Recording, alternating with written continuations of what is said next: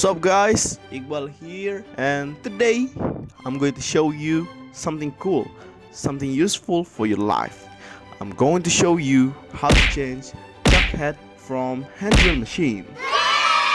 But before we jump to the video, shout out to the owner and the creator of this video, Paibrush. Go check his YouTube channel. Bisa, tapi mati.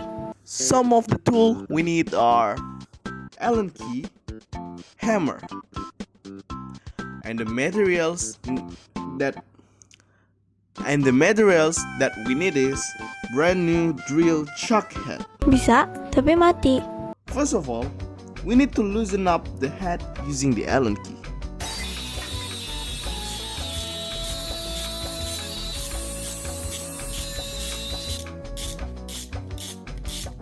Rotate the head until it comes off.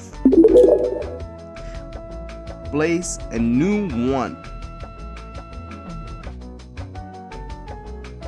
Tighten the head using Allen key and hammer.